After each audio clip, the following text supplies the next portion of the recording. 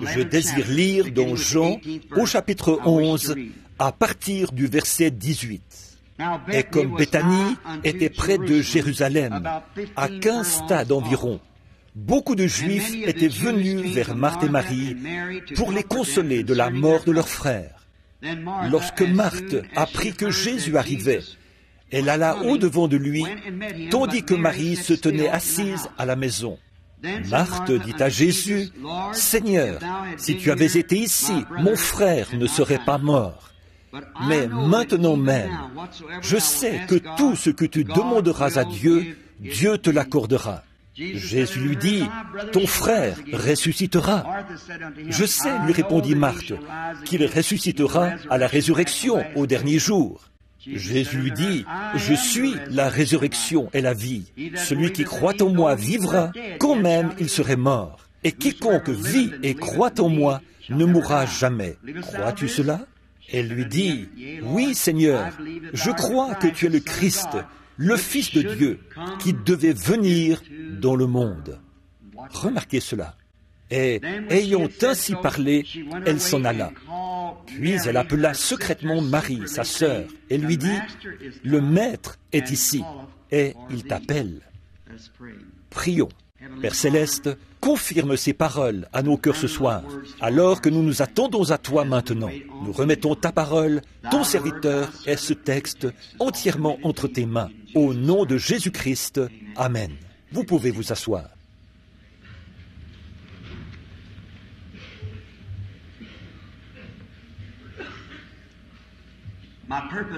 Le but de ma présence ici, c'est d'essayer d'aider le peuple de Dieu. Pas tant de prier et d'imposer les mains aux malades, mais d'amener les gens à reconnaître que Jésus-Christ est au milieu de nous, que le Fils de Dieu est au milieu de nous. Le sujet de notre prédication de ce soir est « Alors Jésus vint et il appela ». Maintenant, ce moment dont nous allons parler, c'était un moment de grande tristesse. Si vous avez déjà lu ce récit de la vie de notre Seigneur, on découvre là qu'il était un grand ami de ce jeune homme, Lazare. Il était, après le décès de Joseph, où il était parti habiter chez Marthe, Marie et Lazare. Et ils étaient de grands amis. Il était comme un pasteur pour eux, un véritable ami. Il lui avait fait quelques vêtements, à ce qu'on dit, je crois, une tunique, qui était tissée d'une seule pièce, sans couture. Et ils avaient fait des choses pour lui parce qu'ils croyaient en lui. C'était parce qu'ils avaient cru et qu'ils avaient vu. Ils avaient quitté l'Église et tout pour le suivre. Et de quitter l'Église à cette époque-là, c'était quelque chose de grave, qui pouvait même être passible de la peine de mort.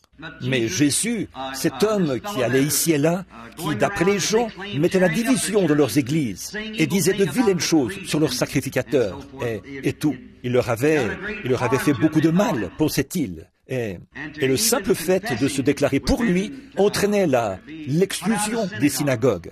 Alors, si on était exclu de l'Église, d'après ces gens, on n'avait aucune possibilité d'être racheté. Si on ne faisait pas partie de l'une de leurs sectes, les pharisiens, les sadducéens ou quelque chose du genre, il n'y avait pas de rédemption.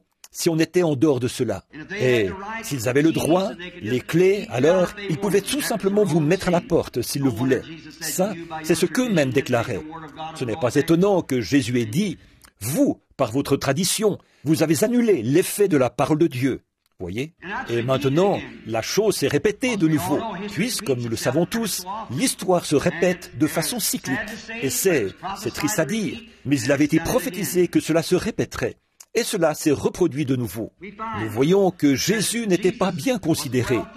Souvent, les gens sont enclins à juger l'homme qui n'est pas d'accord avec eux. Nous ne devons pas faire ça. Nous pouvons être en désaccord les uns avec les autres, tout en étant gentils. Si je ne peux pas être en désaccord avec un homme et continuer à l'aimer et à prier pour lui, être en désaccord avec lui en me fondant sur l'Écriture et afin que nous soyons mieux éclairés, alors je ne lui dirai rien du tout. Je tiens à ce que mon désaccord avec lui soit toujours amical, parce que je l'aime et que je ne veux vraiment pas qu'il soit perdu. Et il devrait lui aussi agir de la même manière envers moi. Nous ne voulons pas être perdus et nous devons baser nos idées sur ce que dit la parole. Que la parole soit vraie, pas notre credo ni nos idées, mais ce qu'il dit. Aucune interprétation particulière, seulement ce que dit la parole. L'autre soir, j'ai fait quelque chose qui semblait presque sacrilège. C'était, je crois, un petit déjeuner de prédicateur l'autre matin. J'ai fait passer Jésus en jugement. J'ai dit, ce que les gens avaient fait en ce temps-là, ils font exactement la même chose aujourd'hui. Peut-être qu'il serait bon que je prenne un instant pour répéter cela, si nous avons le temps. Eh bien, j'ai dit qu'aujourd'hui, nous constatons que, dans la réforme de Luther, lui, en ce temps-là, a déclaré que le juste vivra par la foi. Celui qui croit, lui, il l'a. Mais nous avons vu que beaucoup d'entre eux disaient croire et ils ne l'avaient pas. Du temps de John Wesley, s'ils recevaient ce qu'ils appelaient la deuxième bénédiction, la sanctification, une sanctification complète, ils ressentaient une grande joie et poussaient des cris. Tous ceux qui poussaient des cris l'avaient, mais ils ont constaté qu'ils ne l'avaient pas. Beaucoup d'entre eux poussaient des cris et ils ne l'avaient pas. Au temps de la Pentecôte, ils ont dit, maintenant la restauration des dons est venue, le baptême de l'Esprit. Celui qui parle en langue, il l'a. Nous voyons que beaucoup ont parlé en langue et ils ne l'avaient pas. Alors ils disent, eh bien, c'est le fruit de l'Esprit, voilà.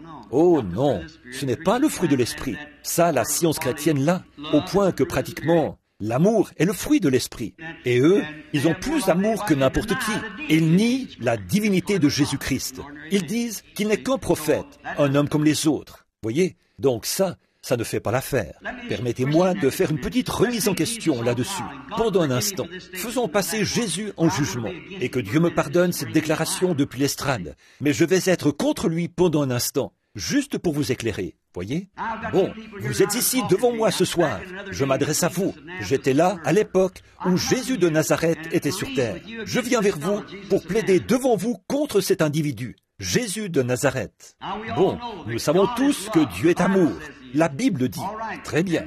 Et l'amour, l'esprit, c'est la longanimité, la bonté, la patience, la douceur et ainsi de suite. Et l'amour. Maintenant, disons, je veux vous demander quelque chose. Prenons, par exemple, ce que nous considérons tous comme un chrétien. Considérez votre vieux sacrificateur. Son arrière-grand-père était sacrificateur. Pour être sacrificateur, il devait naître dans cette lignée des Lévites. Nous constatons que sa vie de jeune homme n'est pas celle que vous avez eue. Qu'est-ce qu'il fait? Il se sacrifie. Il reste là-bas pour étudier la parole de Dieu. Il l'étudie jour et nuit, car il doit en connaître chaque lettre, connaître chaque mot qu'il y a sur le rouleau. Il doit connaître cela par cœur. Il lui faut absolument connaître ces choses. Et en plus, quand votre père et votre mère se sont mariés, qui les a unis comme mari et femme? Votre bon vieux sacrificateur, ce saint homme. Qui est venu trouver votre père quand il était dans le besoin, qu'il devait de l'argent pour sa ferme et que les créanciers allaient la saisir? Qui l'a soutenu? Votre bon vieux sacrificateur. Qui a soutenu votre mère quand elle était là, dans la salle, en train de vous mettre au monde? Ce bon vieux sacrificateur. Qui vient vous voir quand vous êtes malade, quand vous avez un besoin? Votre bon vieux sacrificateur. Qui vous a béni, vous a consacré à Dieu et vous a circoncis le 8e jour? Votre bon vieux sacrificateur. Quand votre père et votre mère étaient sur le point de divorcer, qui les a réconciliés, les a gardés ensemble? Votre bon vieux sacrificateur. Quand il y a un problème dans le quartier, qui s'en occupe? Votre bon vieux sacrificateur. Certainement. Maintenant, ce bon vieux sacrificateur sait que la Bible déclare que Dieu demande un agneau comme sacrifice. Beaucoup d'entre vous, vous êtes des hommes d'affaires. Vous n'élevez donc pas de brebis. Mais Dieu demande une brebis. Ils ont installé de petits enclos là-bas. Ils y ont vendu leurs brebis pour que les hommes d'affaires puissent aller les acheter et offrir pour leur âme le sacrifice que Dieu demande. Ce jeune homme, appelé Jésus, qu'a-t-il fait? D'où est-il venu? On prétend qu'il est né d'une naissance virginale. A-t-on déjà entendu pareille sornette? Nous savons que sa mère l'a eu avant qu'elle et Joseph soient nés, ou qu'il est né avant qu'elle et Joseph soient mariés. On voit bien qu'il a mauvaise réputation depuis le début. Quelle carte de membre porte-t-il? S'il est un saint homme, à quel groupe s'est-il joint? Alors que votre sacrificateur a étudié pour connaître cette parole. Le voilà qui se présente et qui démolit ce que ce dernier a bâti. Appelleriez-vous ça Dieu? Certainement pas. Et l'autre jour, alors que votre sacrificateur avait préparé cet endroit, là-bas, là où vous pouviez acheter le sacrifice, qu'a fait ce jeune homme? Ça, de la gentillesse? Il a donné des coups, il a tressé des cordes, du lin et du cuir, il a regardé les gens avec colère, il a renversé les tables à coups de pied, et il a chassé les gens à coups de fouet. Et vous appelez ça les fruits de l'esprit? De regarder les gens avec colère? Et voyez, il a privé l'homme de sa possibilité d'adorer Jéhovah. L'homme d'affaires veut l'adorer. Comme il n'élève pas de brebis, il s'est rendu là-bas pour en acheter une.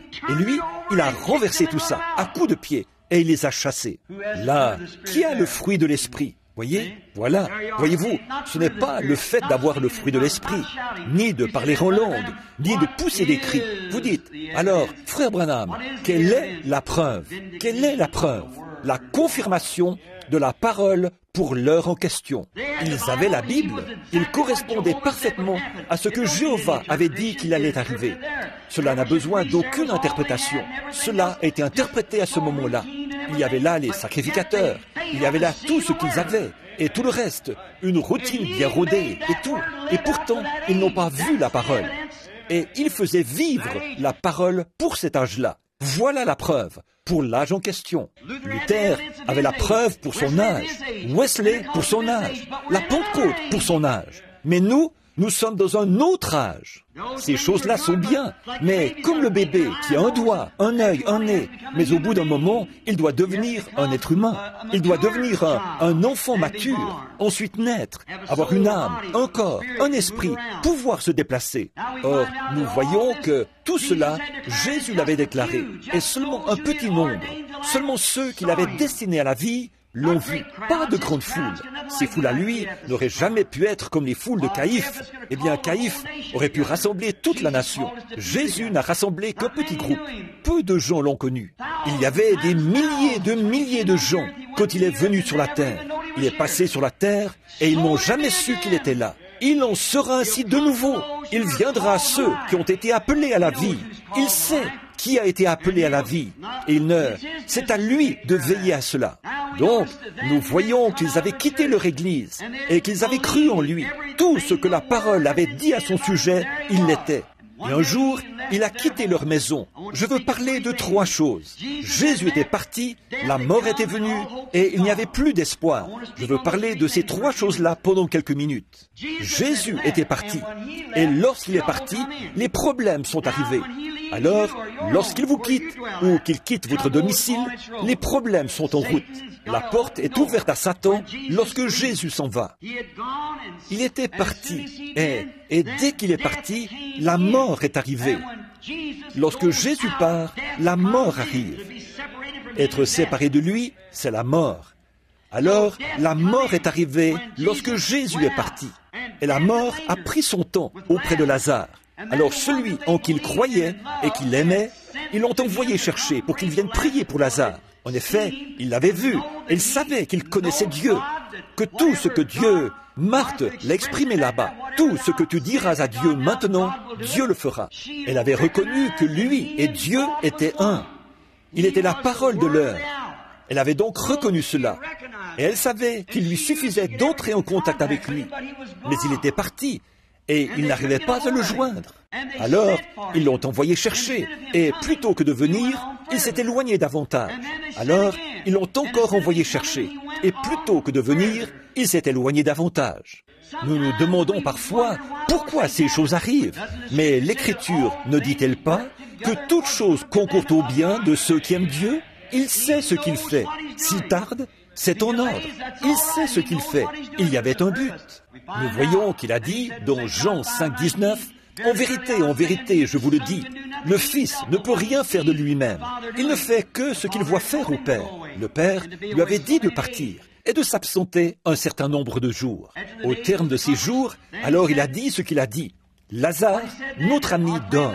Et il a dit, bon, il se porte bien. Il a dit, il est mort. Et à cause de vous, je me réjouis de ce que je n'étais pas là. En effet, ils auraient tenté de le convaincre d'aller le voir, pour le guérir, ou pour dire ce qu'il fallait faire. Mais il savait ce qu'il fallait faire. Alors, il a fait exactement ce qu'il était destiné à faire. s'absenter. Observez-le au sépulcre quand il est revenu. Il a exprimé cela quand il est revenu et qu'il a retrouvé cette demeure. Il n'y avait plus d'espoir. Lazare était mort. À chaque heure, elle ne cessait de penser. Il pourrait arriver, il pourrait arriver, il pourrait revenir. Finalement, il est mort. Il a expiré. Elles sont allées l'embaumer. On a drainé son corps de son sang. On l'a enveloppé dans linceul. Avec les aromates, on l'a embaumé. Et on l'a mis dans le sépulcre. On a placé une pierre devant le sépulcre, ce qui était la coutume, la façon d'ensevelir les morts à cette époque-là. Un trou dans le sol, peut-être dans le roc, et on plaçait une pierre devant. C'était la coutume. Le premier jour a passé, le deuxième jour a passé, le troisième jour a passé, le quatrième jour a passé. Cet homme se décomposait déjà dans le sépulcre. Son nez s'était probablement déjà affaissé. Je pense que la première chose qui s'affaisse, c'est le nez. Alors, il se décomposait. Sa chair était retournée à la poussière de la terre, ou plutôt, elle y retournait. Son âme était à 4 jours de voyage, quelque part, loin de lui. Il n'y avait plus aucun espoir de le revoir dans cette vie. Et alors, quand il n'y avait plus d'espoir, elles avaient attendu. Il se pourrait qu'il vienne, le premier jour, le deuxième jour, et non. Puis, il est mort, et il n'était toujours pas venu. Alors, le désespoir s'est installé. Au bout d'un moment, quelqu'un lui a sans doute dit, « Le maître est dehors. Voilà Marthe qui descend la rue. » Jésus est venu à cette heure sombre, quand il n'y avait plus aucun espoir. C'est généralement à ce moment-là qu'il vient. Voyez, il vient précisément au moment le plus sombre. C'est là que Jésus entre en scène. Maintenant, regardez bien. Il est venu et il a demandé Marthe. Sa présence a apporté de nouveaux espoirs. Ce jeune homme était mort, peu importe. Sa présence apporte un nouvel espoir. Vous pourriez être assis là, ce soir, mon ami, alors que les médecins vous ont abandonné. Vous avez un cancer, vous souffrez du cœur. Peut-être dans un fauteuil roulant, infirme. Toute la science déclare qu'il n'y a aucun espoir pour vous. Le dépôt de calcium a raidi vos os au point que vous ne pouvez plus les fléchir. Ou bien votre cœur est en si mauvais état que le médecin dit que vous pourriez partir d'un moment à l'autre. Oh, et tout un tas de gens qui ont le cancer, la tuberculose. C'est peut-être le dernier espoir que vous avez. Elle sent que le médecin vous a abandonné. Toutefois, le fait d'être dans la présence de Jésus-Christ et de reconnaître cette présence fait renaître l'espoir. Quelqu'un peut même vous en donner le nom. Peut-être que vous n'en aviez jamais entendu parler. Mais si quelqu'un vous dit, je sais où se trouve une église où on croit en Dieu et où on prie pour les malades, rapidement, vous êtes à l'article de la mort, là, voyez, de nouveaux espoirs surgissent. C'est toujours comme ça. En cette heure sombre, c'est souvent là que quelqu'un dit quelque chose à ce sujet. Quand vous parle de Jésus, sa présence a apporté de nouveaux espoirs. Puisse-t-elle faire la même chose ce soir, comme elle l'a fait hier soir, que nous voyons cette parole confirmée sans l'ombre d'un doute, que nous la voyons se manifester et nous prouver que ce Jésus qui a vécu il y a 1900 ans, qui est mort sur le calvaire, qui est ressuscité le 3e jour, qui est apparu aux disciples, et leur a ouvert les yeux et qui a fait cette promesse pour aujourd'hui, est ici même ce soir, en notre présence maintenant. Ça ne peut pas faire autrement que faire naître des espoirs chez les gens. De nouveaux espoirs surgissent. Peut-être quelqu'un a-t-il dit, l'église est un peu desséchée depuis quelque temps. Nous n'avons pas eu de bonne eau fraîche depuis quelques mois. Nous n'avons pas eu de réveil. On dirait que tout le monde stagne, ou quelque chose du genre. Nous nous contentons d'aller à l'église, de chanter un cantique et d'écouter quelques messages. Puis nous repartons. Mais tout à coup, quand nous commençons à nous dessécher, alors Jésus entre en scène. Il nous rafraîchit. Il nous apporte quelque chose de nouveau. Il est toujours là pour le faire. De nouveaux espoirs arrivent quand Jésus entre. Sa présence apporte un nouvel espoir. Elle savait qu'il était cette parole de Dieu manifestée. Elle avait reconnu que c'était l'âge en question. Sinon, elle serait restée orthodoxe. Elle serait restée membre de cette Église. Mais elle avait vu cette parole promise. Elle avait vu cette parole promise manifestée par lui. Elle savait qu'il était cette parole vivante. Alors, quand elle a entendu cela, peu lui importait le nombre de ceux qui la critiquaient. Ou quoi encore, elle est partie à sa rencontre, à toute vitesse. Voyez, elle savait qu'il était cette parole manifestée. Sans doute avait-elle lu l'histoire d'Élie à son époque. Or, celui-ci était la parole de Dieu manifestée. À cette époque-là, il était prophète, et la parole du Seigneur vient au prophète. Et là, une femme avait eu un petit enfant qui lui avait été donné suite à une bénédiction que ce prophète avait prononcée sur elle. Elle avait donc eu cet enfant. Un jour, vers 11 heures, il a dû attraper une insolation. Il était dans les champs avec son père. La Bible ne dit pas que c'était cela, que c'était une insolation. Mais il s'est mis à crier « Ma tête, ma tête !» vers 11 heures du matin. Et il a dit, le père a dit au serviteur de l'emporter à la maison. Il est resté sur les genoux de sa mère jusque vers midi. Il était de plus en plus malade. Et il a fini par mourir. Et alors, plutôt que de céder au désespoir, là, tous les voisins étaient là. Ils criaient et tout. Mais cette mère a gardé son sang-froid. Son bébé était mort. Elle l'a monté dans la petite chambre qu'elle avait mise à la disposition du prophète. Et elle l'a couché sur son lit, comme ça. Et elle a dit au serviteur, « Scelle-moi un mulet et va tout droit. Ne t'arrête pas sans que je te le dise. » Oh là là, c'est ça. Nous n'avons pas le temps de discuter et de faire des histoires. Ce temps-là est passé. Avançons. Nous devons arriver là. Nous avons un besoin. Donc, il a dit, avance et ne t'arrête pas en route sans que je te l'ordonne. Et ils ont fait route jusqu'à ce qu'ils arrivent auprès d'Élie. Élie était un homme de Dieu. Non pas comme Christ. Christ, lui, connaissait toutes choses parce qu'il était Dieu. Élie était une portion de Dieu. C'était Christ en Élie. C'était là le message de l'heure. Car la parole du Seigneur, pour cette heure-là, était avec ce prophète. Jésus était la plénitude de tous ces prophètes. Chacun d'eux ne faisait que le manifester, c'est tout. Tout au long, depuis Joseph, les 30 pièces d'argent, et partout, il représentait Christ. Moïse aussi. David, assis sur la colline, un roi rejeté, pleurant parce qu'il était rejeté. 800 ans plus tard, le fils de David s'est assis sur une colline. C'était l'esprit de Christ en David là-bas. Et il était à la fois la racine et la postérité de David. Donc, il s'est assis sur la colline, pleurant, un roi rejeté. Jérusalem, Jérusalem, combien de fois ai-je voulu te prendre sous mes ailes, comme une poule s'accouvait. Qu'était-ce? C'était Christ là-bas. C'était Christ qui s'écriait quand David a écrit le cantique. « Mon Dieu, pourquoi m'as-tu abandonné? Tous mes os, ils me regardent. Ils ont percé mes pieds et mes mains. Ils se sont partagés mes vêtements. Ils ont tiré au sort ma tunique. » C'était Christ qui parlait en David. C'est vrai. Il était la manifestation de la parole. Christ est venu accomplir les choses qui avaient été annoncées par les prophètes, parce que la parole était avec les prophètes.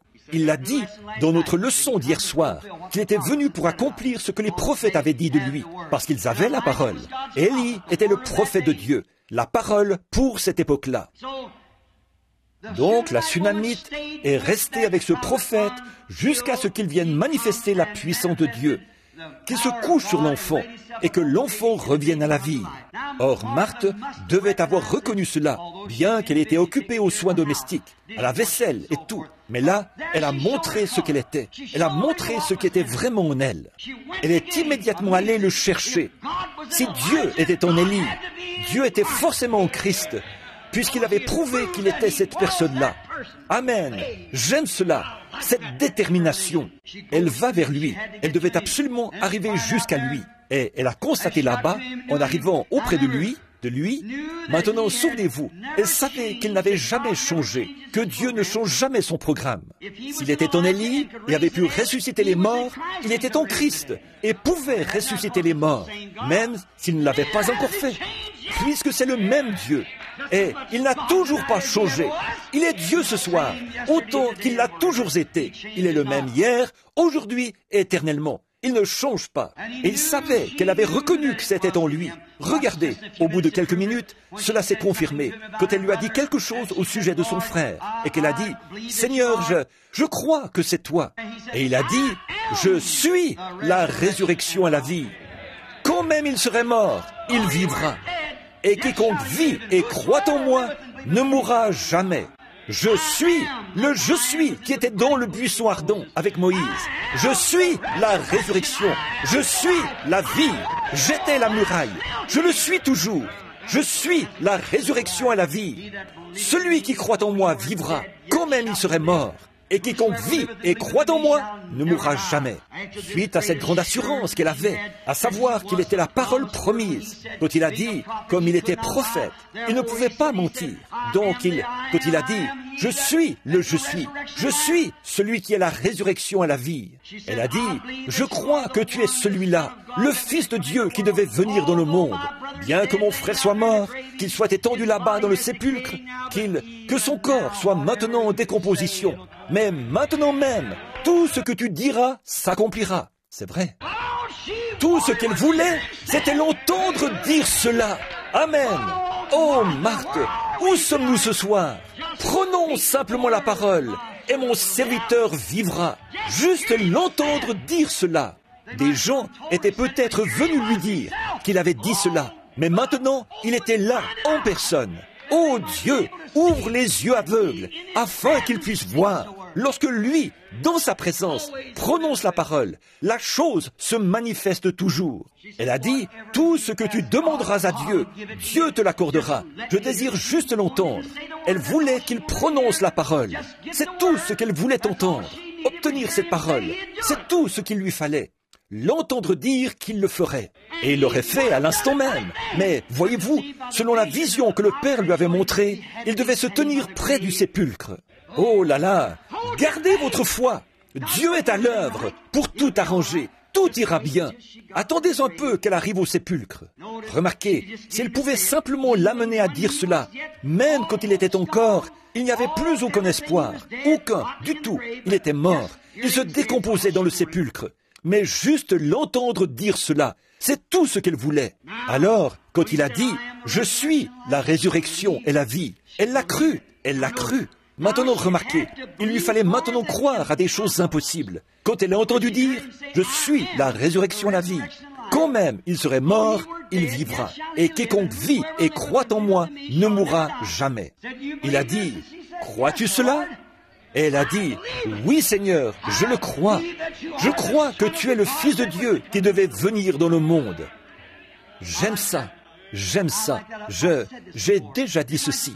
C'est encore valable maintenant. Je parlais à une femme il n'y a pas longtemps. C'était une certaine église que j'ai mentionnée tout à l'heure, qui ne croit pas qu'il était Dieu, ne croit pas à sa divinité, croit qu'il n'était qu'un prophète. Un homme comme les autres. Il était cela, c'est vrai. Il était cela plus Dieu. Voyez, il était la manifestation. Jésus, c'est le corps, le garçon, l'homme.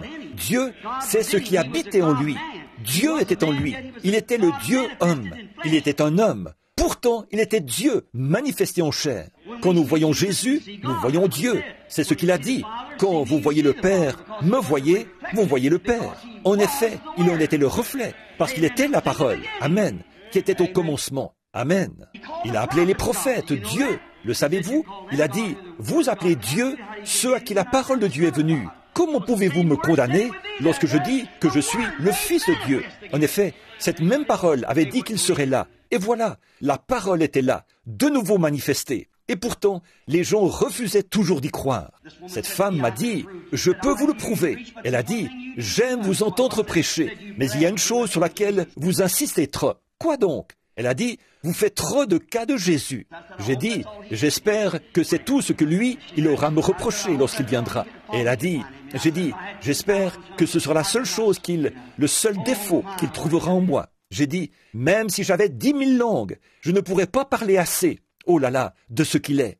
Elle a dit, mais vous le faites Dieu. J'ai dit, il l'était. Et s'il ne l'était pas, il était le plus grand imposteur que la terre ait jamais porté. Elle a dit, il était un prophète. J'ai dit, il était un prophète, c'est vrai, un Dieu prophète. La plénitude de la parole. Le prophète, la parole venait à lui. Voilà, c'est ce qui faisait de lui un prophète. Mais lui, il était la plénitude de cette parole. Et elle a dit, je peux vous le prouver.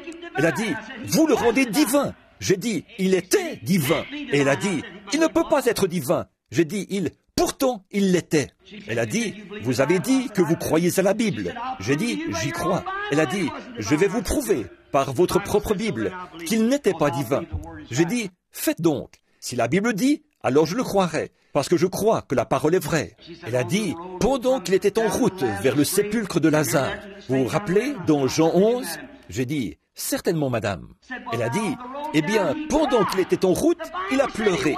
La Bible dit qu'il pleura. J'ai dit, certainement, la Bible dit qu'il pleura. Elle a dit, comment pouvait-il être divin et pleurer? J'ai dit, il était humain. Humain et divin?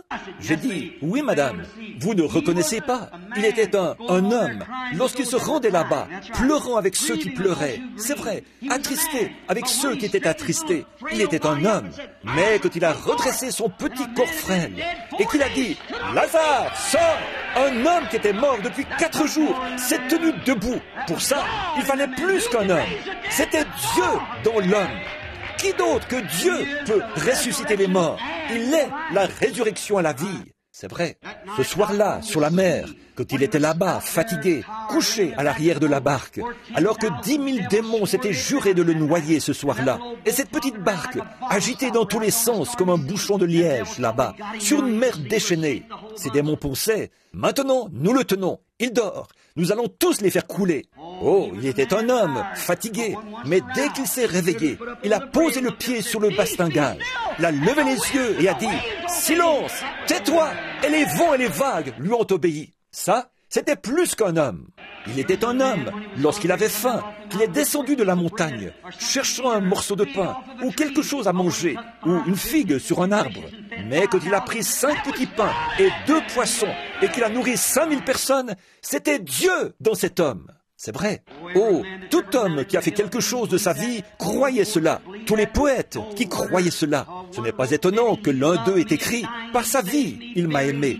Par sa mort, il m'a sauvé. Par son ensevelissement, il a emporté mes péchés au loin. Par sa résurrection, il a justifié gratuitement pour toujours. Un jour, il reviendra. Ô jour glorieux!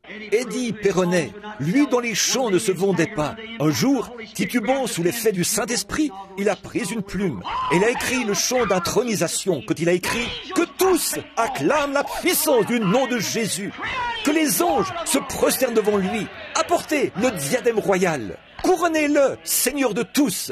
Alléluia !» Certainement, c'est ce que nous croyons qu'il était. Oui, monsieur. Il lui fallait maintenant croire à des choses impossibles. Impossibles, selon la pensée moderne de cette époque-là. Vous aussi, il vous faut croire à des choses impossibles, afin de voir une nouvelle vie, afin de voir quelque chose se produire. Mais s'il avait reconnu, elle avait reconnu qu'il était la parole, alors les choses impossibles pouvaient se produire, parce qu'il est le Créateur, et qu'il s'en tiendra à tout ce qu'il a dit. Et tout est possible à ceux qui peuvent croire. C'est sa parole.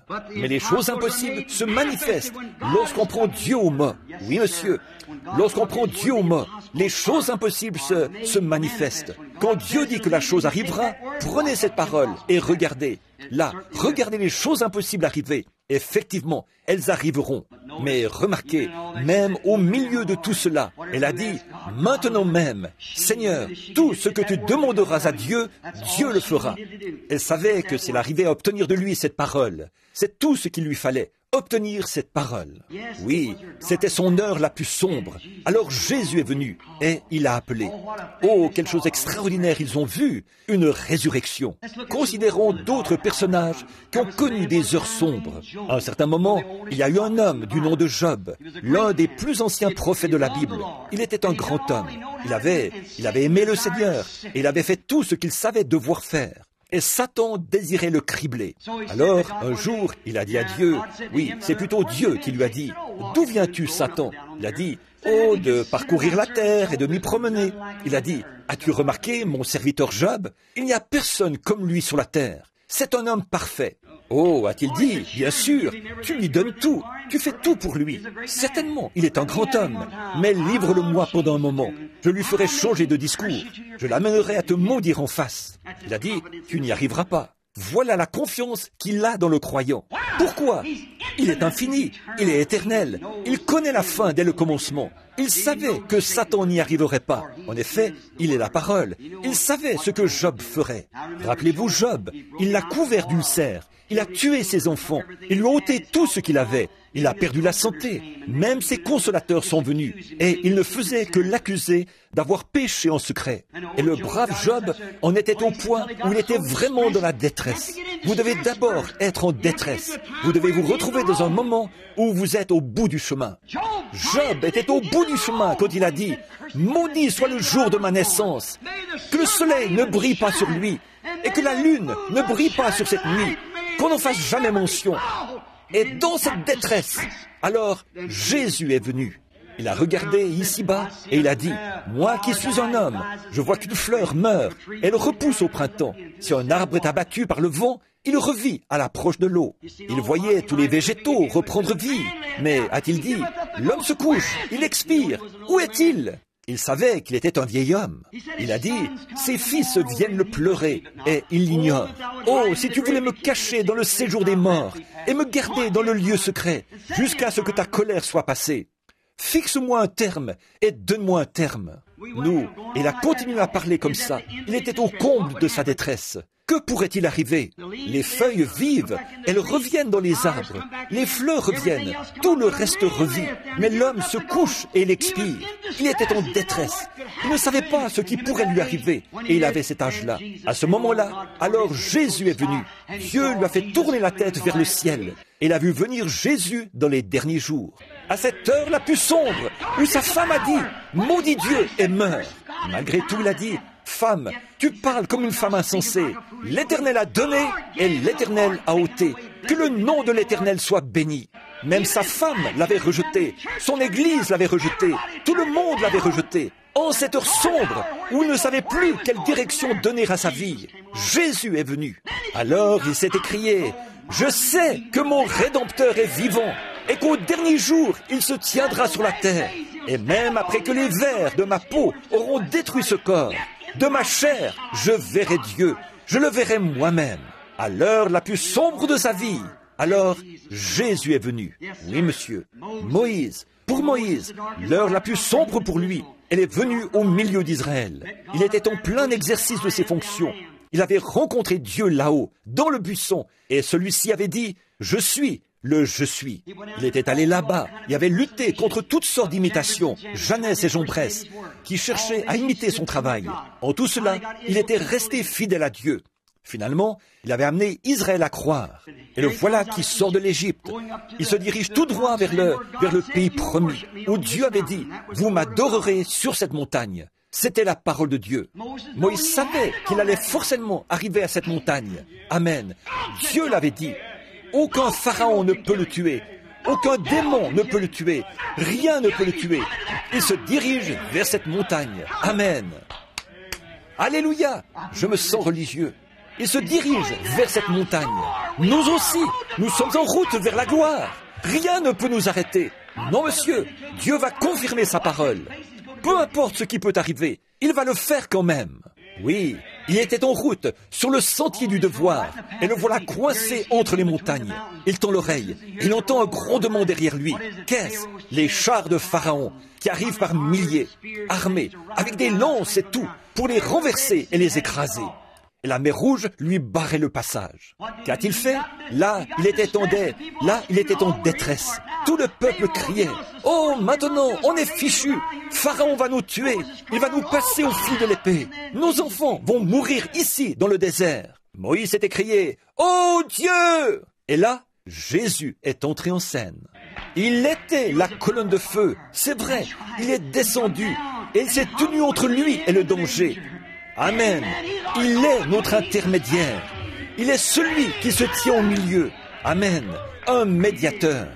Il était là, se tenait là, pour les Égyptiens qui venaient tenter de changer la situation. Pour cela, il était des ténèbres. Pour ceux-ci, il était la lumière, afin qu'ils puissent y marcher.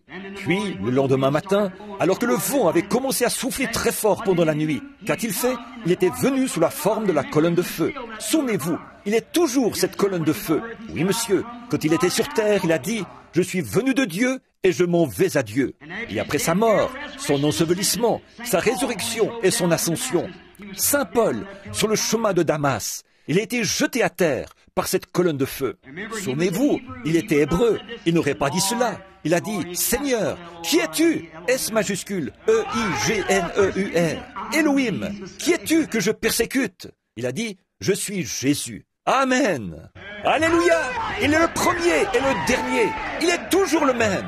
Encore un peu de temps et le monde ne me verra plus. Mais vous me verrez. Je serai avec vous et même en vous. La même colonne de feu, le même Dieu qui accomplit la même chose par la même promesse. Amen. Qui manifeste sa parole. Je suis la résurrection et la vie. Je suis celui qui était, celui qui est et celui qui vient. Oui, monsieur. Oui, nos pères ont mangé la manne dans le désert. Il a dit, ils sont tous morts. Mais je suis celui qui suis. Moïse, dans le buisson ardent, c'était le je suis. Il est toujours le je suis. Non pas j'étais, je suis, au temps présent, toujours. Nous voyons ici que Moïse était coincé là-bas et que le Christ est descendu. Or, la Bible dit que Moïse regardait l'opprobre de Christ comme une richesse plus grande que les trésors de l'Égypte. L'opprobre de Christ était l'onction, le logos qui était sorti de Dieu. L'ange, tout lecteur de la Bible sait que cet ange était Christ. Il était là, dans le désert, et il est entré en scène, sous la forme dans laquelle il était censé se manifester. Gloire à Dieu! Il vient aujourd'hui, le même Christ, sous la forme dans laquelle il se manifeste. Il leur avait dit qu'il les ferait sortir. C'est ce qu'il faisait. Il est venu là pour tenir sa parole, pour la confirmer. Ensuite, après qu'il est venu, comme il l'avait fait avec Marthe, alors il a appelé. Il a dit, « Moïse, pourquoi cries-tu à moi? Parle à ce peuple et mettez-vous en marche. » En cette heure sombre, la mer Rouge s'est ouverte. Ils ont traversé en route pour accomplir la parole de Dieu. Oui, à l'heure la plus sombre de Moïse. Alors, Jésus est venu. Nous avons du temps maintenant. Et il a appelé Moïse. Nous aimerions attirer votre attention sur un autre petit homme. Il s'appelait Jairus. Ils sont vraiment nombreux dans le monde aujourd'hui. Il croyait en secret. Il aimait Jésus. Il avait entendu parler de lui. Il croyait en lui. Mais vous voyez, il avait déjà adhéré à une organisation. Et oui, il ne pouvait pas confesser cela ouvertement. Il y croyait, mais il ne pouvait pas le confesser. Il s'était donc rallié aux incroyants. Mais il y croyait vraiment. Vous savez, quand un homme est dans cet état-là, un jour ou l'autre, Dieu le pousse à la confrontation. C'est dans la détresse. C'est là que nous montrons ce qui est vraiment en nous, ce que nous sommes vraiment. Il était donc là, déjà rallié aux incroyants. Il était déjà allé inscrire son nom sur le registre et tout. Et il était un sacrificateur. Alors il aurait été assez difficile pour lui de faire cette confession, puisque c'était son gagne-pain. Donc, mais il croyait pourtant en Jésus. Un jour, sa petite fille est tombée malade. Oh là là, lui, sans doute que cet homme, dans cette situation, a dû faire venir le médecin. Le médecin est venu. Il a soigné l'enfant. Sa fièvre empirait toujours. Au bout d'un moment, elle était si brûlante de fièvre et tout, qu'elle s'est retrouvée à l'article de la mort. Il était en détresse. Il devait faire quelque chose. Il ne savait vraiment pas quoi faire. Alors il s'est dit, si seulement je pouvais le trouver, où qu'il soit. Eh bien, il n'a pas attendu qu'il fasse nuit, comme Nicodème l'avait fait, pour avoir un entretien privé. C'était l'heure de passer à l'action. L'heure était venue de passer à l'action. Et il devait agir à ce moment-là. Et je pense, mon frère, ma sœur, que c'est la même chose maintenant. L'heure est venue de passer à l'action. L'heure est venue. Il faut soit croire ou ne pas croire. Chaque homme et chaque femme arrive à cette ligne de séparation. Chaque enfant y arrive. Parfois, quand on franchit cette ligne, il ne reste qu'une seule chose, le jugement. Quand on franchit cette ligne qui sépare la miséricorde et le jugement, quand on franchit cette ligne. Souvenez-vous, il était en détresse. Il ne savait pas quoi faire. Ses sacrificateurs étaient là. Tous les rabbins l'entouraient. Toute la confrérie était avec lui. Ils étaient tous là, regardant sa petite fille qui se mourait. Le médecin se tenait dehors, agitant ses mains jointes. Je lui ai donné tous les médicaments que je connais. Et malgré cela, voyez, c'était Jésus qui était à l'œuvre pendant tout ce temps. Jésus faisait ça dans un but, celui d'amener ce petit homme à montrer ce qui était en lui. Au bout d'un moment, je peux le voir prendre son petit chapeau noir, le mettre et enfiler sa petite tunique de sacrificateur. « Où vas-tu ?»« J'ai entendu dire qu'il est là-bas, près du fleuve. Je vais le chercher. » Oh là là. Et il part. En cette heure de détresse, il devait prendre une décision. Laisser son enfant mourir, sinon il savait que c'était là la manifestation de la parole. Il était un sacrificateur, il avait lu la parole, et il savait que c'était là la manifestation de Dieu. Dieu était en Christ, réconciliant le monde avec lui-même. Il savait cela. Alors, il était forcé de prendre une décision. Il devait faire une erreur.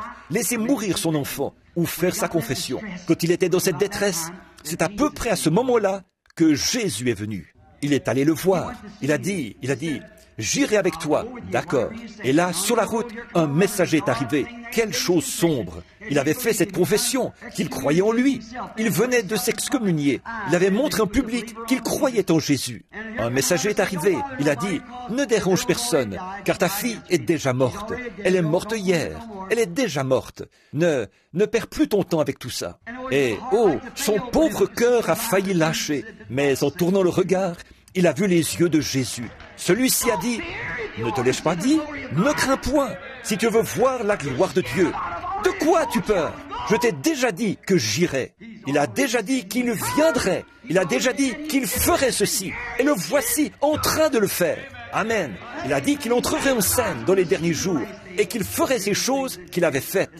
Comme nous l'avons lu hier soir et en avons parlé. Et le voici en train de les faire. De quoi avez-vous peur?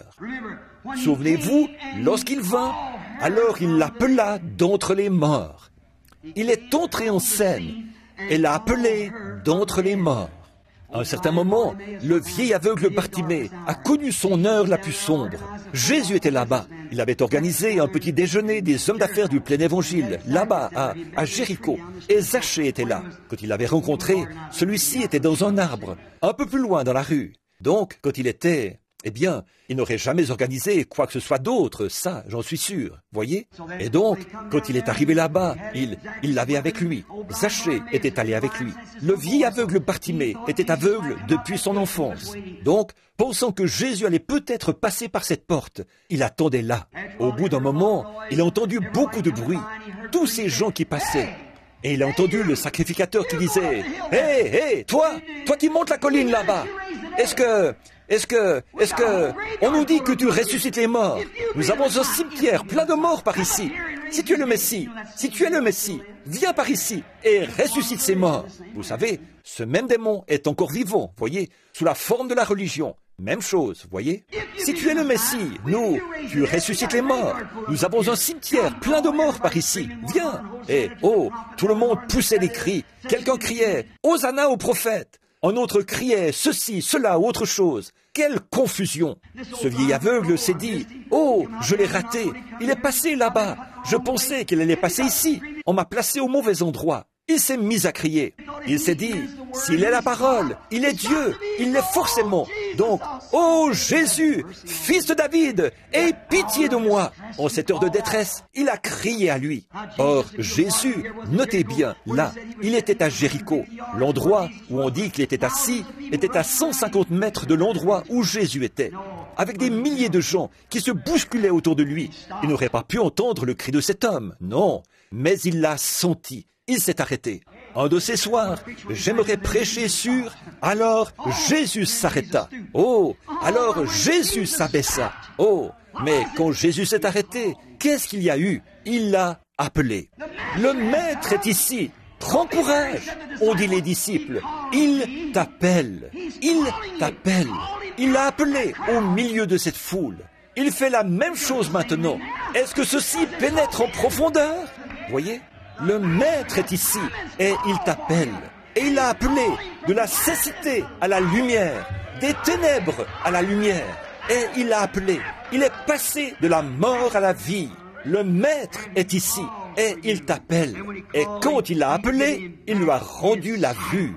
À un certain moment, il y avait sur la colline la petite femme qui avait la perte de sang. Elle avait dépensé tout son argent chez les médecins. Sans doute qu'ils avaient vendu l'attelage. Ils avaient vendu la ferme, ils l'avaient hypothéquée. Ils avaient dépensé tout ce qu'ils pouvaient chez les médecins. Aucun d'eux n'avait pu la soulager. Son état empirait continuellement. Le sang n'arrêtait pas de couler. Ça continuait comme ça, sans arrêt. Elle était de plus en plus malade. Et un jour, qu'elle était assise en train de tricoter, du haut de la colline où elle habitait, elle a regardé dans la vallée et elle a vu une barque arriver. Tout le monde s'est précipité. « Hosanna au prophète !» Elle avait entendu parler de lui. La foi vient de ce qu'on entend. Alors, elle a dit, « je vais descendre pour le voir. Et quand elle est arrivée là, et qu'elle a posé son regard pour la première fois sur la parole de Dieu manifestée en chair, il y avait quelque chose de particulier dans la façon de parler de cet homme, et dans son apparence. Elle a su que c'était lui. Oui, monsieur. Oh, si seulement je pouvais attirer son attention d'une manière ou d'une autre, si seulement je pouvais le toucher d'une quelconque façon. Elle s'est glissée à travers la foule et elle a touché son vêtement. Maintenant, souvenez-vous, ce n'est pas le doigt de cette femme qui l'a senti. Non, monsieur, parce que le vêtement palestinien est ample. Et Pierre a dit, tout le monde t'a touché. Il a dit, mais ça, c'est un contact différent. Je sens que je me suis affaibli. Jésus était venu. Elle n'avait plus d'argent. Elle n'avait plus rien. Mais en cette heure sombre, alors que la perte de sang ne s'arrêtait pas, que les médecins n'arrivaient pas à l'arrêter, Jésus est venu. Et qu'a-t-il fait? Il l'a appelé. Il a regardé autour de lui jusqu'à ce qu'il l'ait repéré. Et il a dit, tu avais une perte de sang. Mais elle s'est arrêtée. Il est le même hier, aujourd'hui et éternellement. Le Maître est ici. Et il t'appelle. Il est ici et il appelle. Il l'a appelé et lui a redonné la santé. Pour la petite femme au puits dont nous avons parlé hier soir, il n'y avait plus d'espoir. Probablement que son 5e mari l'avait quittée, peut-être, et qu'elle venait d'en prendre un 6e cette nuit-là. Et là, elle avait quelques doutes à son sujet. Moralement, elle était fichue. Elle désirait être une vraie dame. Elle avait sans doute lu la Bible. Elle était en chemin pour se rendre là-bas, vers 11 heures. Elle ne pouvait pas venir tôt le matin, au moment où les femmes vertueuses y venaient. Elles transportaient le rôt sur leur tête, avec les cruches, et elles s'en retournaient. Alors, elle ne pouvait pas venir se mêler à elles. Il y avait ce genre de ségrégation-là, à l'époque. Les gens bien et les gens pas bien ne se mélangeaient pas. Les gens immoraux restaient à leur place. Elle ne pouvait donc pas venir avec les autres. On ne lui permettait pas de venir. Alors, après qu'elles avaient toutes puisé le rôt et qu'elles étaient rentrées, elle est venue chercher quelque chose de meilleur. Elle est donc arrivée là, avec sa cruche sur la tête. Et sans doute que, chemin faisant, elle se disait, « Eh bien, cet homme que j'ai épousé ou que j'ai trouvé hier soir, j'ai des doutes sur lui. C'est un homme, il a un comportement bizarre. Je ne suis vraiment pas sûr de lui. Je suis fichu, je suis banni de la société et je ne puis pas aller dans ces églises. Regarde de quoi elles ont l'air. Je ne sais pas quoi faire. Je suis en détresse et j'ai lu la Bible. Certainement qu'un jour, ce prophète viendra. Or, je sais qu'il déclare qu'il n'en est rien et que ça, c'est peut-être pour dans 100 ans, pour dans 1000 ans. Nous attendons ça depuis des milliers d'années et ça ne s'est pas encore produit. Alors, nous ne nous y attendons pas en ce moment. C'est partout comme ça. Oh non, nous avons nos églises et tout. Nous n'avons pas besoin de ça en ce moment. Et donc, chemin faisant, elle avait ses pensées.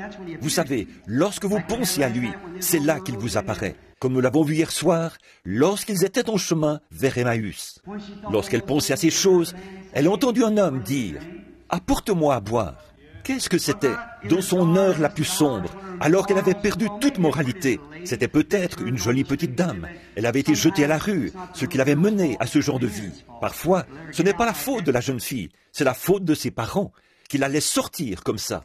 Et elle était là, ses petites boucles pendaient peut-être. Chemin faisant, elle était épuisée, abattue, et personne ne voulait avoir de rapport avec elle. Cet enfant, peut-être qu'elle avait toute une histoire derrière elle. Quoi qu'il en soit, je sais une chose, elle avait lu la Bible, elle croyait la Bible. Et au fond de son cœur, il y avait une petite semence qui lui faisait dire, si jamais cela se produit, je le saurai. Elle était prédestinée à cela. Regardez le vieux Judas qui était là et qui avait agi comme ça. Tout au fond de son cœur, c'était l'obscurité. La lumière brillait ici, dans ses œuvres, mais au fond de son cœur, il n'y croyait pas. Et elle était là. Voyez, la lumière ne pouvait pas descendre là-dedans. Elle, par contre, elle était là. Elle y croyait, mais sa vie était plongée dans l'obscurité. Lorsque la lumière a frappé, cela chassait l'obscurité. Alors que, lorsque la lumière a frappé celui-là, cela l'a jeté dans l'obscurité complète. Voilà la différence. Vous voyez, elle était née dans ce but-là. Elle a dit, quand il lui a dit combien de maris elle avait eu, que s'est-il passé? Tout à coup, elle était, pour ainsi dire, dans un grand émoi. Elle était dans la détresse. Elle a dit, Seigneur, je vois que tu es prophète. Je sais que quand le Messie viendra, il fera ces choses. Alors, il l'appela. Je le suis, moi qui te parle. Elle a reconnu cela par la parole de Dieu. Il l'a appelée à passer de ses péchés à à la vie. Et son nom se trouve dans la Bible.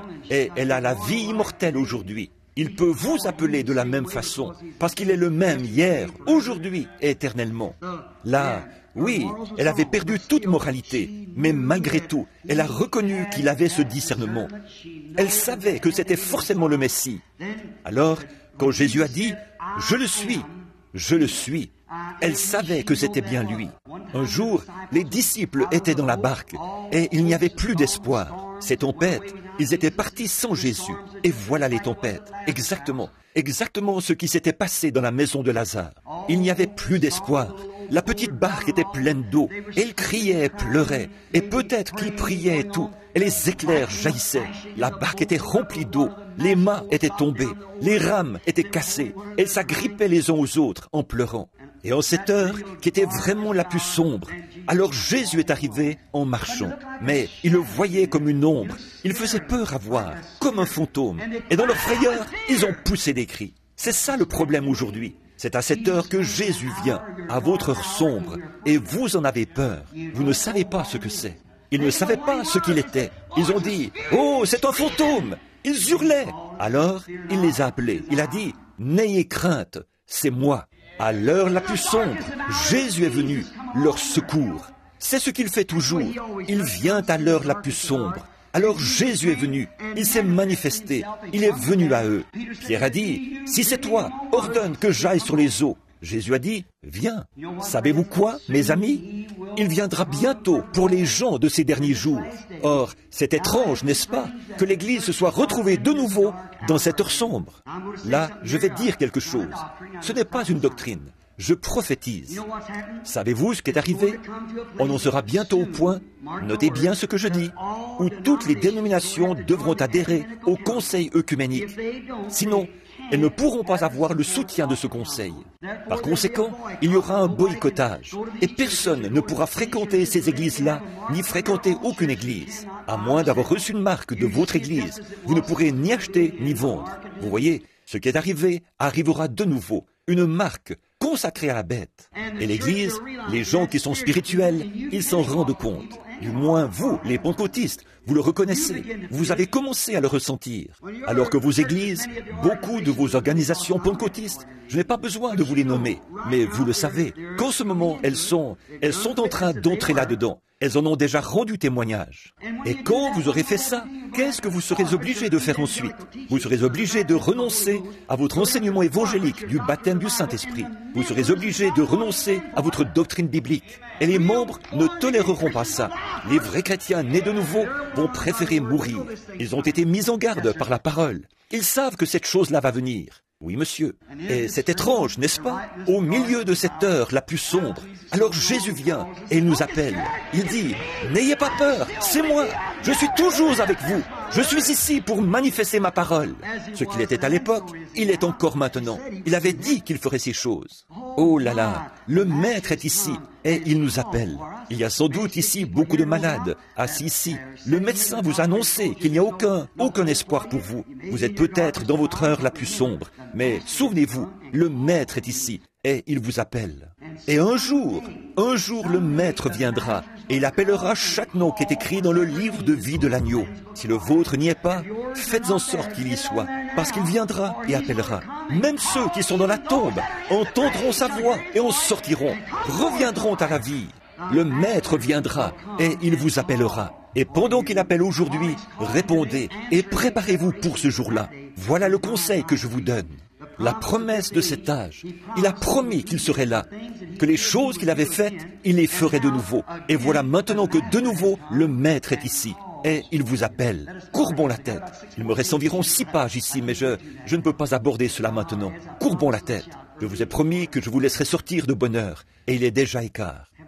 Père Céleste, ô Seigneur, fais que cela se produise de nouveau. Toutes ces choses que j'ai dites, Jésus est ici et il t'appelle. Que fait-il quand il vient? Il appelle. Fais que cela se produise de nouveau, Seigneur. Que ton Saint-Esprit vienne au milieu des gens ce soir. Le Seigneur Jésus sous la forme de l'Esprit. Qu'il vienne ce soir, qu'il se révèle, et alors qu'il se manifeste, comme ces gens, de la manière dont ils ont cru, Nous aussi, nous croirons, Seigneur. Il y a peut-être beaucoup de gens ici qui n'ont jamais eu cette occasion.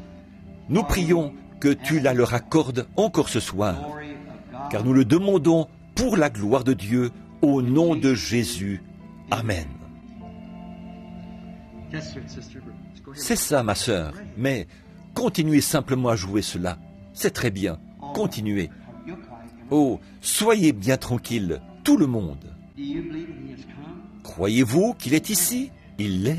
Est-ce qu'il appelle encore quand il vient? Alors, si vous pouvez seulement croire, c'est tout. Si vous pouvez seulement croire la parole de Dieu, Dieu accordera cela. Maintenant, regardez, je n'ai pas le temps de former la ligne de prière ici. Je vais appeler les gens dans l'auditoire ce soir, si le Seigneur le veut. Le Maître est ici. Il est ici pour accomplir sa parole en ce dernier jour. Et ce qu'il était à l'époque, il l'est encore aujourd'hui. Ce qui était sa manifestation ou sa marque d'identité à l'époque, ça l'est encore aujourd'hui. Parce qu'il est toujours la parole de Dieu. Le croyez-vous? Et la parole de Dieu discerne les pensées, les intentions du cœur. Et la façon dont il a agi à l'époque, c'est la façon dont il a toujours agi. Il est encore le même. S'il faisait cela maintenant même, est-ce que vous croiriez en lui? Est-ce que ça vous amènerait à croire en lui? Vous qui êtes dans l'auditoire, là, je vais d'abord regarder pour voir s'il y a quelqu'un que je connais, assis ici, quelque part, quelqu'un que je connais. Tous ceux qui sont de ce côté-ci, qui ne me connaissent pas, levez la main. Vous savez que je ne sais rien de vous, et vous êtes malade. Levez la main. Je pense que c'est tout le monde. Très bien. Maintenant, croyez. Croyez simplement de tout votre cœur. Ne doutez pas. Ayez la foi, croyez en Dieu. Je vais vous demander de rester bien tranquille, de rester assis. Ne vous déplacez plus maintenant, s'il vous plaît. Voyez, vous êtes une âme, un corps et un esprit. Et votre esprit, et le Saint-Esprit, est très timide. Combien d'entre vous se souviennent, il y a bien des années, à propos du Saint-Esprit, que j'étais venu ici, ce que je vous avais dit, quand je prenais la main des gens, qu'ils m'avaient dit que ce discernement allait venir, et que ça continuerait. Vous vous en souvenez? Vous vous souvenez de ça? Mais il a dit, si tu peux amener les gens à te croire. Vous vous souvenez de ce temps-là, il y a bien des années? Vous devez croire. J'ai vu un homme, je crois que c'était ici, pendant l'autre réunion. Il était assis juste là. Et le Saint-Esprit, je l'observais pendant que je prêchais. Il était infirme, il avait des béquilles sous les bras. Et au moment où je commençais à faire l'appel, Satan est venu à cet homme, une ombre noire. Et j'ai vu cela de mes propres yeux. Il s'est levé et est sorti. Il restera toujours infirme, voyez? Donc, alors qu'il aurait été guéri sur place. Si seulement il, voyez? Mais bon, j'ignore le pourquoi. Je suppose qu'il a tout simplement écouté l'ennemi. Mais si vous pouviez être là, à observer ces ombres, voir ces choses sous leurs différentes formes, voir ce qu'elles sont et observer leur manière d'agir, voyez, ce serait... Maintenant, je ne peux pas vous guérir. L'homme qui vous dit qu'il peut vous guérir, il est dans l'erreur. Vous êtes déjà guéri. Mais il s'agit de reconnaître la présence de Jésus-Christ. Or, comme Marthe a reconnu que si elle pouvait le revoir, elle recevrait ce qu'elle désirait, parce qu'il était la parole manifestée. Alors, ne pouvons-nous pas croire comme ça ce soir? Croire cela? Certainement, nous le devrions.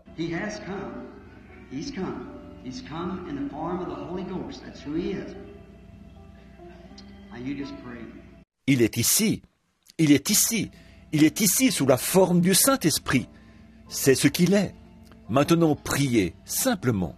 Voyez-vous, sur l'estrade, si une personne était debout ici, juste ici, près de moi, en train de prier. Voyez-vous, il y a tellement de gens qui sont en train de prier, partout dans le bâtiment. Alors, il faut vraiment faire attention. Vous ne pouvez pas dire, dites frère Branham. Non monsieur, je ne peux pas faire ça. Pas plus que vous pouvez déclencher un songe par vous-même. Voyez, vous pouvez avoir un songe. Dieu peut vous donner un songe à mon sujet. Vous croyez ça, mais vous ne pouvez pas le déclencher vous-même. Vous ne pouvez pas dire ceci. Frère Branham, maintenant, je vais avoir un songe à votre sujet. Non, vous ne pouvez pas faire ça, ni moi avoir une vision. C'est à celui qui vous donne un songe, c'est à lui de faire ça. Même chose pour une vision. Je vois un homme, juste ici, au bout de la rangée. Il a de l'arthrite. S'il croit de tout son cœur, Dieu le guérira de l'arthrite. Croyez-vous qu'il le fera, monsieur? Vous qui êtes assis là, le Mexicain assis au bout de la rangée, allez-vous le croire? Très bien, monsieur. La dame assise à côté de vous, elle aussi, elle a de l'arthrite. Croyez-vous que Dieu vous guérira, madame? Est-ce qu'il y a de l'écho là-dedans? J'ai peur que les gens n'entendent pas. Vous le croirez? Très bien.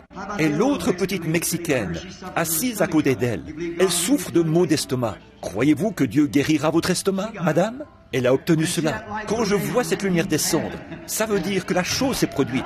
Oui, c'est ça. La lumière l'a touchée. La voilà, tournoyant tout autour. Avec ça, c'est réglé. Voyez, quand il peut trouver la foi, voyez, il y a beaucoup de choses qu'il n'a pas pu accomplir à cause de leur incrédulité.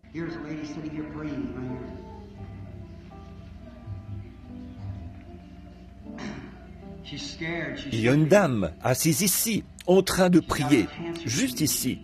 Elle a peur, et pour cause, elle a un cancer de stade avancé. Je ne vous connais pas, mais Dieu vous connaît. Croyez-vous que Dieu peut me dire ce qu'il en est de ce cancer ou autre chose? Regardez-moi, il y a tellement de gens qui sont là, en train de prier, voyez-vous? Voilà pourquoi je dis cela, regardez-nous. Maintenant, oui, vous n'êtes pas d'ici, vous n'habitez pas ici, vous êtes d'un endroit appelé Porterville, en Californie. C'est exact. Croyez-vous que Dieu peut me dire qui vous êtes? Il le sait. Votre nom est Madame Witham. C'est exact. Maintenant, croyez, et le cancer partira. Si tu peux croire, voilà tout ce que Dieu vous demande de faire. Si tu peux croire. Ne croyez-vous pas cela de tout votre cœur? Quelqu'un dans cette section-ci, ne pouvez-vous pas croire? Le Maître est ici, et il vous a appelé. Il vous appelle à passer de la mort à la vie, de la maladie à la santé. Il y a un homme assis juste là, derrière, la tête baissée, en train de prier. En fait, il ne prie pas pour lui-même, il prie pour quelqu'un d'autre. C'est une fille, c'est sa fille. Croyez-vous, monsieur? Vous avez des problèmes avec vos jambes, vous avez des problèmes avec votre genou. C'est exact. Il ne faut pas pleurer, c'est lui qui est là, à côté de vous.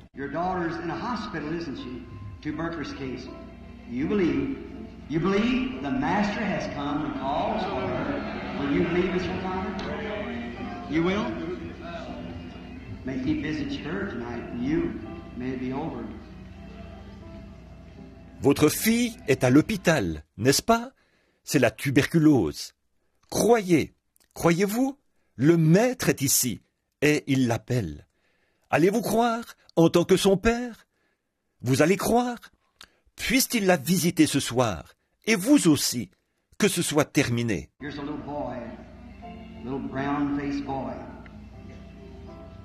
Il y a ici un petit garçon au teint brun. Il souffre d'une maladie de la peau et d'asthme. C'est un petit garçon mexicain assis là. Il n'est pas d'ici, il est de San José. Crois-tu, fiston? Autre chose, ton père est ici avec toi. C'est un prédicateur. C'est exact. Crois-tu que Dieu peut me dire ton nom? Est-ce que ça t'amènerait à croire très fort? Tu t'appelles Ruben. Maintenant, crois. Oui, Dieu te guérira. Le Maître est ici et il vous appelle. Ô pécheur, ô toi qui es malade, ne voyez-vous pas le Maître manifesté dans des êtres humains au milieu des croyants? Il est ici pour appeler à la santé ces enfants qui croient. Il est ici pour appeler à la repentance le pécheur, rétrograde, membre d'église. Le Maître est ici et il vous appelle. Le croyez-vous? Le croyez-vous pour ce qui est de votre besoin, maintenant même? Si oui, levez la main pour dire « J'applique ma foi à mon besoin ». Puis levez-vous maintenant et acceptez-le. Le Maître est ici et il t'appelle. Et qui que vous soyez, quel que soit votre besoin, le Maître est ici et il vous appelle.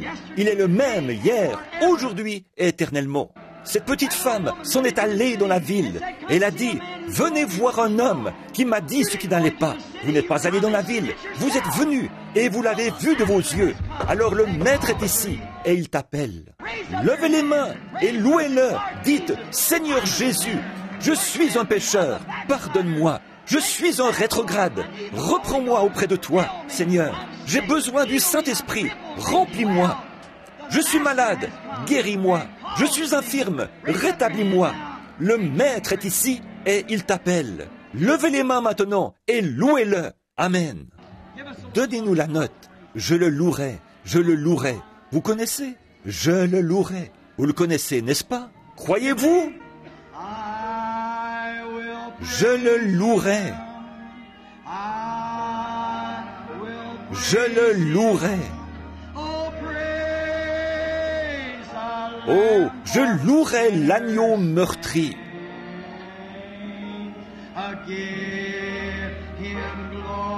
Que tout peuple le glorifie. Car son sang lave tous les péchés. Vous l'aimez? Alors, n'est-ce pas que vous aimez chanter pour lui pendant qu'il est là? Il est en esprit. Il est en train de se déplacer un peu partout dans le bâtiment. Il connaît vos cœurs. Il sait tout sur vous. Chantons-le pour lui, de tout notre cœur. Je le louerai. Levez les mains en le faisant. Maintenant, louez-le simplement. Le louerai. Oh, je louerai l'agneau meurtri. Oh, que tout peuple le glorifie. Car son sang lave tous les péchés. Oh, madame, vous qui êtes dans le fauteuil roulant, si vous pouvez croire un peu plus là, essayons encore une fois. J'attends quelque chose. Je le louerai. Je le louerai. Oh, je louerai l'agneau meurtri.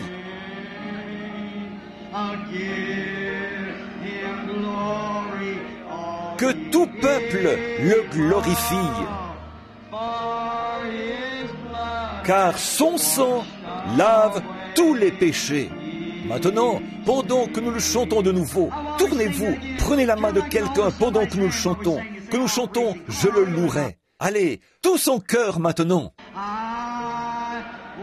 Je le louerai. Je le louerai. Je louerai l'agneau meurtri.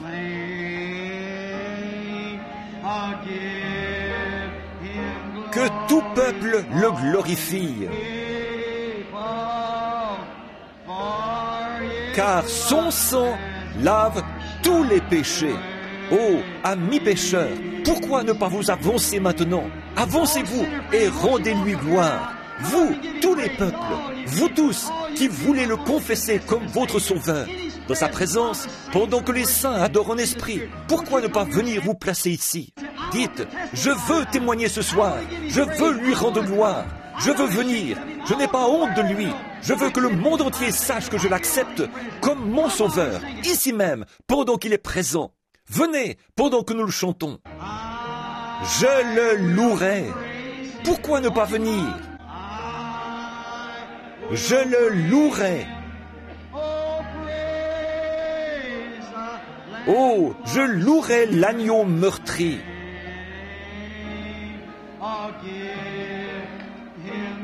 Oh, que tout peuple le glorifie. Car son sang lave tous les péchés. Oh, c'est ça, madame. Venez, approchez-vous. Qui d'autre peut venir dans la présence de Christ? Avancez-vous jusqu'ici, ma sœur. Placez-vous ici. Quelqu'un d'autre qui désire qu'il soit son sauveur maintenant même. Quelqu'un qui n'a pas honte. Il a dit, si vous avez honte de moi devant les hommes, j'aurai honte de vous devant mon Père et les saints anges. Si vous n'avez pas honte de lui maintenant et que vous désirez qu'il soit votre sauveur pendant qu'il est ici, vous l'avez vu, c'est tellement parfait. La parole lui-même fait connaître cela. Avancez-vous pendant que les saints adorent maintenant. Pourquoi ne pas vous avancer? Que Dieu vous bénisse, monsieur. Voici venir une femme âgée, avancée en âge. Pourquoi ne pas venir maintenant?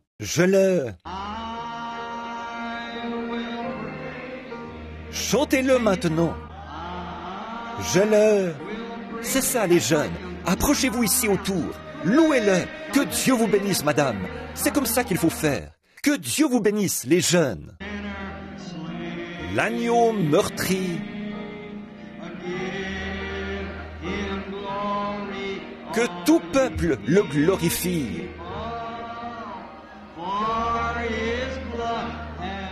car son sang lave tous les péchés. Pendant que les prédicateurs vont vers ces gens maintenant, pourquoi ne pas venir? Quelqu'un d'autre? Vous qui êtes rétrograde, voulez-vous venir dire « J'ai honte de ma vie, il est ici ». Croyez-vous que je suis le serviteur de Dieu? Levez la main. Eh bien, Jésus-Christ est au milieu de nous. Pourquoi ne pas venir?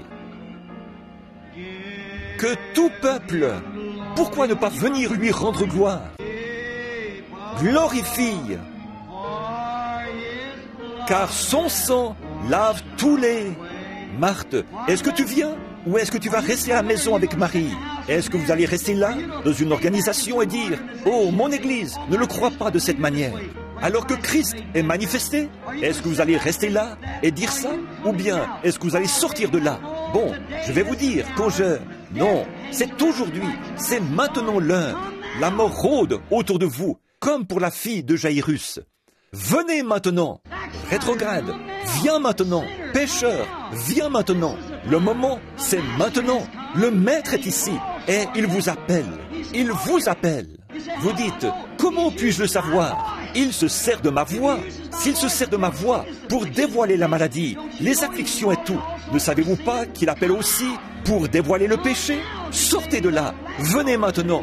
C'est peut-être la toute dernière occasion qui vous sera donnée. Encore une fois, il y en a d'autres ici qui devraient venir, mes amis. Je ne veux pas vous mettre mal à l'aise en vous appelant comme ça. Ce n'est pas bien. Si vous, des fois, peut-être, les pharisiens pensaient qu'ils étaient sauvés, mais ils ne l'étaient pas. Vous pensez la même chose. Venez maintenant. Soyez-en certains. Ne prenez aucun risque avec ça. S'il y a le moindre doute dans votre esprit, ne prenez pas de risque. Approchez-vous maintenant. C'est maintenant le moment. Maintenant, pendant que la source est ouverte, pendant que le Saint-Esprit est ici, le Maître est ici. Ce petit doute, c'est ce qu'il cherche à vous signaler. Vous doutez, abandonnez ça. Venez maintenant, le Maître est ici et il t'appelle. C'est ça, continuez simplement à venir. Allez, continuez à venir. Je le louerai. Je le louerai. Pourquoi ne pas venir lui donner des louanges? Je louerai l'agneau meurtri. Que tout peuple le glorifie. Car son sang lave tous les péchés. Maintenant, pendant que les pécheurs s'avancent pour l'accepter, que les gens lui donnent des louanges, alors que nous le chantons maintenant, main levée, chantez ces louanges, maintenant, tous ensemble. Je le louerai. Je le louerai. Je louerai l'agneau meurtri. Just give him praise. You people around here pray, ask him to forgive you. That's what he'll do. The Master has come and calls for you. God bless you. Donnez-lui des louanges. Vous qui êtes ici, tout autour, priez. Demandez-lui de vous pardonner. C'est ce qu'il fera. Le Maître est ici et il vous appelle. Que Dieu vous bénisse.